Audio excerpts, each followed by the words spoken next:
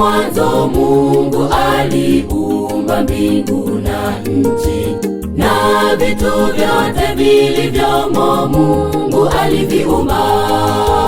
Hapo mwanzo Mungu aliumba mbingu na nchi, na vitu vyote vilivyomo Mungu aliviumba. Kwa muda wa siku 6 alifanya kazi yake, kaumba bahari, nchi kavu na vyote vilivyomo. Siku ya 7 akapumzika, nayo ni Sabato. Kwa muda wa siku 6 alifanya kazi yake, kaumba bahari, nchi kavu na vyote vilivyomo. Siku ya 7 akapumzika, nayo ni Sabato.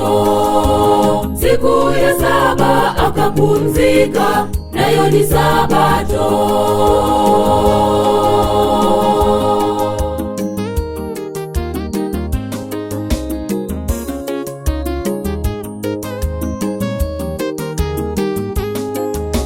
Mbingu zahubiri utukufu wa Mungu wetu, anga nalo latangaza kazi ya mikono yake.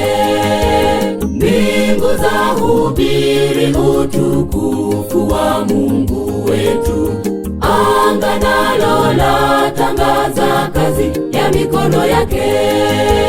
Kwa muda wa siku 6 alifanya kazi yake, kaumba bahari, nchi kavu na vyote vilivyomo.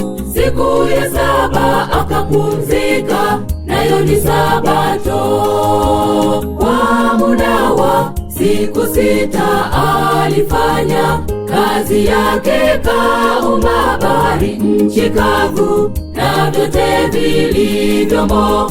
Siku ya 7 akapumzika, nayo ni Sabato. Kwa muda wa siku 6 alifanya kazi yake, kaumba bahari, nchi kavu na vyote vilivyomo. Siku ya 7 akapumzika, nayo ni Sabato.